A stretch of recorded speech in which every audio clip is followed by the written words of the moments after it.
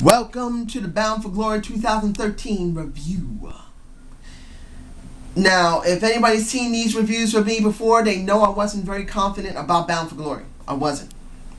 I never state what I don't believe.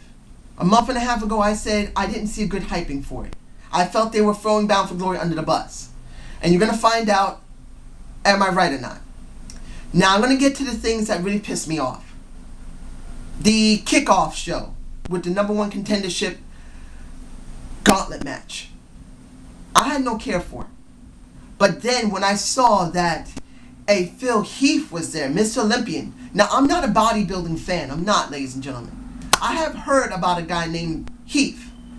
And now seeing him there makes me wonder what the hell is going on. Are they bringing in another guy that might not be seen much? Or they actually bring in a guy that's going to become a part of the roster for real. So, Bromance is the one who wins this match. And I'm going, what the fuck? But it makes sense what's going on with Heath. I mean, having Phil Heath there, you can't let Bromance lose. And then when we go into the match between Gunner and Storm versus Bromance. And I want to say this briefly because I can easily rant. I feel sorry for Gunner and Storm for the simple fact they had not been put on TV for 3 months. I know people have said that Storm has been hurt and they couldn't do nothing with him. That's not true. They could have done some type of in-ring segments with Storm. Hell, you could have had Storm become a manager temporarily with a Gunner. Letting Gunner go out and wrestle people. You could have let Gunner do the work while Storm was recovering. There was the problem. They could have done stuff with Gunner. They could have done stuff with Storm. They could have done stuff in the back. Hell, tribute to the troops. They could have done something with Gunner because he was a former Army soldier. But didn't do anything. So when this match came in, thank goodness I made this short. When this match came in, I had no interest. As much as I like the tag champs. The most we got was a semi-decent match. It wasn't that bad.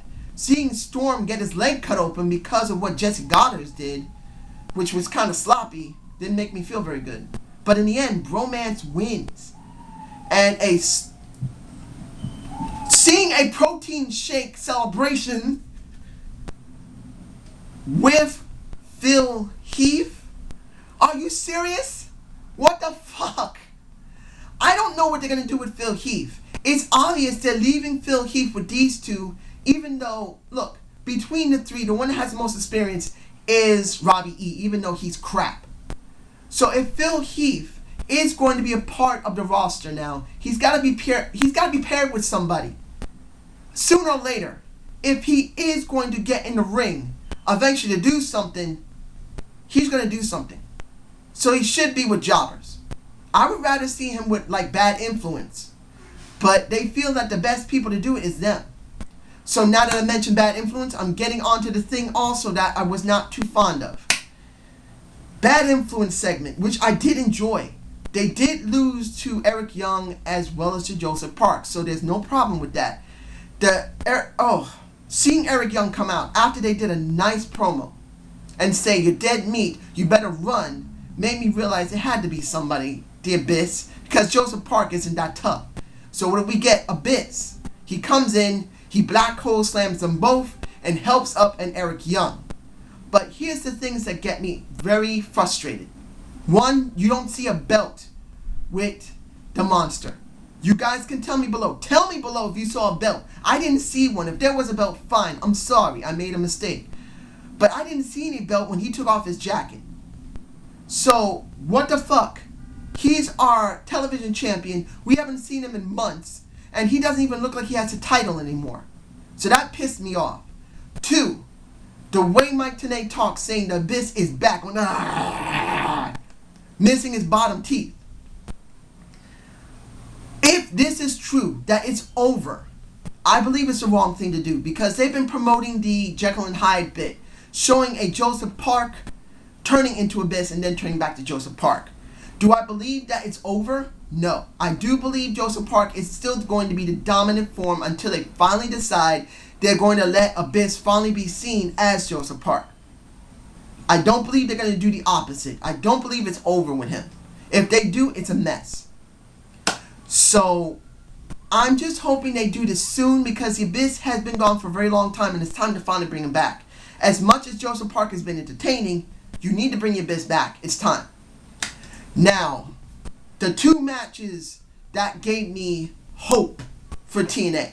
I'll do the other matches afterward. 1. EC3. Ethan Carter III with a very skinny enhanced jobber named Noah something. It is so good to see these type of enhancement matches. You don't see them anymore, especially with a super skinny guy. It made me happy to see Ethan Carter have to struggle just a tiny bit, but then beats the shit out of this boy. What do we get then? It seems that TNA is very high on this guy. And I'll be very happy to see him shot into the moon. I just hope they don't drop the ball with him. I'm not going to talk too much about it because still we don't know enough. But he just looks good. Now here's a possible hope as well. Knockouts Championship match. Gail Kim, Miss Tessmacher, and ODB. What do we get? We get a decent match that the crowd didn't mind at all. And in the end, Gail Kim wins. But how she wins is the thing here. I said in my previous Impact, and I think the one before that, that Lady Tappa may be involved in the match of Bound for Glory, and I was right. She knocks out an ODB with just one kick to by her foot, and she does take a hit in the face, but doesn't seem to even phase her ass. Then she does the thing that you guys tell me below, Miss Butt Crank of Miss Tessmacher. You tell me below if it felt like when she jumped into the arms of Lady Tappa and then gets thrown over the top ring rope, didn't it feel like she fell from a 10-story building and it finally splat? It felt like a splat by then. That's how it felt. I didn't realize that Lady Tappa was that tall. She's at least 6 foot or more. And she threw her over that ring rope. It felt like Miss Tessmacher just fell off a 10-story building. And that's how Gail Kim wins. But in the end, Gail Kim now has Lady Tappa by her side, which is great. I was hoping they wouldn't do this. Lady Tappa cannot be left out there alone. Being a destructive force is one thing, but doing segments when you're too green is another. Having Gail Kim as a mouthpiece and having her as her muscle is the best thing they can do for Tappa. Let us stay with Gail Kim for 6 months or 5 months. Hell, I'm hoping 6. Then we could have a Terrence Terrell come back. Hell, we could have a couple of people that come back. I would love to see Angelina Love come back. Put an Awesome Kong back in the mix, please. For goodness sake of TNA, go to shine. Get Angelina Love. Get the Awesome Kong. And hell, get Mickey Jane to do a new negotiation. Get these women to come back into the show. We need women. This wasn't a bad match. And Lady Tappa made it more interesting, but there's nothing in the Knockouts division. We're dead in the water. We need something. Lady Tappa is hope for the future. But that future's too far off. And I want to see something good. So I'm moving on to the first match. The X Division Ultimate X match. With Samoa Joe, Manic. Sorry, I said Magnus. Manic, Hardy, Austin Aries, and Sabin. I have to say this. Seeing Hardy all in white was weird. It just threw me off. Then seeing how he was performing in the ring, he seemed awkward. At least at first, he was very awkward. When we saw him climb up, and then when Austin Aries came up alongside him, he didn't want to play that game. He climbed down from the scaffolding and backed off from Austin Aries. That just tells me that that type of match is something that he was a little antsy about. Eventually, he started doing something with a ladder, and that's what the entire match got based on. Instead of jumping up or climbing up the scaffold to get to the ring ropes to get the title, it went to a ladder match. Now, I wasn't too happy about that. No, I was not happy to see this turn into a ladder match. And once Jeff Hardy did that, everyone used the ladder. maybe a couple of times you saw Manic climb the rope. But in the end, it was a ladder match. So I was not happy about that. It actually disappointed me. In the end, the person who won this was Zane, using a Velvet Sky as a distraction for him to win. So what does this mean? You're going to have a feud between Zane and Jeff Hardy. This is going to happen. It's obvious because Jeff Hardy was the one that got screwed the most. It wasn't Austin Aries. It was Hardy. So is this good? Honestly, I'm not really interested. I mean, they've been trying their hardest to turn a Zane heel. And to a certain extent they have. But like I said, they need to turn Velvet heel as well. And they're still not letting her do it. Or she's saying, you know what, I'm not going to turn heel with him. You don't have enough knockouts. Or they're telling her not to turn heel because they still don't have enough knockouts. I just don't feel it. Because she's not heel with him, it's not working. And him using her as a shield is just not good enough for me. It's not like Macho Man using a Elizabeth as a shield. He doesn't have that type of charisma. I'm sorry, no. He's no close to being a Macho Man Randy Savage, baby. But I can say that at least they're trying their best to make Zane heel. And now we're going to have a challenge between, a challenge between a Zane and Jeff Hardy for the X Division Championship. It's going to happen. It can't be Aries. So I'm moving on to the next match, which was let's get the Sting and Magnus match over right now. When you look at this match, this was supposed to be a defining moment for Magnus. Was it? It wasn't a bad match. People were into this match. They liked it. But if I'm looking at this objectively, and I did like the match. Magnus performed pretty damn well. But in the end, did he get elevated? Not really. I mean, I think the Select Daddy said it best. Sting's not a Ric Flair in his prime. He's not. Sting was in his early to, I think, late 30s, early 40s when he put over Sting. I think he was about 30s into his mid 40s when he put Sting over. So, this isn't Sting. I mean, Sting just doesn't have that. We're looking at beyond the prime of a Sting, putting over a young 26-year-old guy. And I have to say that the commentary really tried hard. Even Taz, who's a pain in the ass with the aces and eights, he did try very hard to try and put Magnus over. But in the end, it was a partial put over. Because in the end, even though Sting tapped out to his Texas Cloverleaf, it looked like one. Could be wrong about it. You guys tell me below. But the way I think Magnus is going to be really solidified is not in this Bound for Glory. Probably it's going to happen at Genesis. Because it looks like they're going to try and turn him heel. But in a nice way. Kind of like how Mickie James was. She was nice and friendly. But being as a heel, that was the key. She was a friendly, nice, sweet heel that you couldn't stand. She was so sarcastic. If they're going to do this with Magnus, and you're probably saying, dude, what the hell are you getting that from? Simple. At the end, Magnus didn't say anything to the Sting. He basically ignored him. But then at the end, shook his hand. That was it. But he ignored him. That's kind of like how Mickie Jane did hers, a little bit. But Magnus is not a Mickie Jane. Not because he doesn't have the tits and ass and beautiful face that, oh, if she was standing right next to me, I don't care if she was sick, looking terrible on her worst day, I love the hell out of that woman. He doesn't have her charisma. He doesn't. Even when he was a heel, he didn't have it. So I'm hoping to do something with him. Now, the next segment is going to be a two-part. The Hall of Fame and the match between Rude and Angle. I was not happy, and I'm going to say this clearly. I was not happy about hearing Angle coming back so soon. I would have liked him to see, I would like to see him come back next year. At least a year off.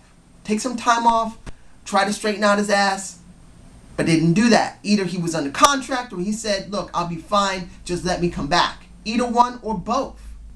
But in the end, when he said, I decline taking this Hall of Fame wristwatch. That was actually quite surprising. And if anybody saw the part about the Hall of Fame dinner and seeing Jeff Jarrett, I'm waiting to see what the Slug Daddy's going to say about seeing Jeff Jarrett sitting next to Kurt Angle. I want to see that mess. I want to see him go, assume Jeff Jarrett position. I want to see that shit if he does it. But anyway, I was happy to see he did not take the induction. And this made me think, is he going to do a road of redemption? Yes, because when you looked at this match, it was the best match of the night, actually. I mean, I can say Bully Ray and AJ Styles, and I'll talk about them, was pretty damn good. But I think the best match of the night was this one. It was very good. In the end, Rude wins, but then you see Angle completely splatted. He wasn't functioning. But in the end, instead of letting them put the brace on his neck, he said no. Instead of taking him away on a gurney, he said no. He managed to walk away from it. I know it was cheesy. I know it was obvious he was faking it. But still, you got to build somewhere. You want Angle to be rebuilt. He's going to have to do a redemption angle like Jeff Hardy. There's no other way to do it. Because, like I said, it would have been better if he was away for a year. If he had to accept the Hall of Fame, he could have said, I made some mistakes and I want to be better when I return. That would have been better. But in this respect, he did a very good match with Rude and put him over very well. And he didn't accept the Hall of Fame ceremony wristwatch, which was also a good thing. And I'm going to move on to the final thing, which was Bully Ray versus AJ Styles. How was this match? Was it good? It was good. Seeing only two members of Ace of Zane, and that was Garrett and Mike Knox, who said last week, maybe we shouldn't do anything, maybe we shouldn't do shit, but still they did, which was stupid. Was this a good match? It was. Oh, I can say those whacks to the chest to AJ really did give an extra depth. Bully Ray's always been good as a heel. So he did put over AJ Styles pretty good. Seeing a Dixie Carter come out, and in the end, handing Bully Ray a chair to try and help him win, was not that good. She just didn't have that look of a really bitchy boss who wants to see someone lose. I think the Slug Daddy is right. She's forcing it. She just doesn't have that type of character. It would have been better to put someone better than her in charge to do the heel stuff. But they chose to use her and she chose to do it, and they're still going with it. In the end, next to I think almost AJ might have a concussion the way he jumped off the ring rope hitting that table. I'm hoping he's fine. He hit the ground really hard. But in the end, he does win. He held the championship up, put it in Dixie's face, and now we have a question what's going to happen in the next Impact. Was this a great Bound for Glory? No. Honestly, I get this feeling like it's a bit of a hyped up Impact with some really good matches. I mean, the Angle and Rude match was the best match of the night. It was. Seeing EC3 was good. Seeing later Tappa now working with Gail Kim is good. Seeing, well, what's going to happen with Magnus, maybe by Genesis, was good. But overall, I didn't get the sense that this was a Bound for Glory matches. Well, actually, I didn't feel like the matches themselves were like Bound for Glory style matches. They just felt lacking. I give this like a C+. And I know that the ratings will probably be higher than my rating. Of course it's going to be. Like I always say, short-term gain, long-term loss. Unless TNA changes how they're doing their stuff now. Hopefully they're going to change stuff from this Impact that's coming this Thursday to Genesis. I'm saying it very clearly. They got 3 months to try and reorganize themselves into something better. I just didn't feel it here. It was a good Bound for Glory, but it didn't feel like it was Bound for Glory quality show. And I hope you understand that. And I hope you enjoyed this Zane review of Bound for Glory 2013. Subscribe and comment to my channel. Give me a thumbs up. And I would love to know what you think. and I'll be getting my Raw out as soon as I see it.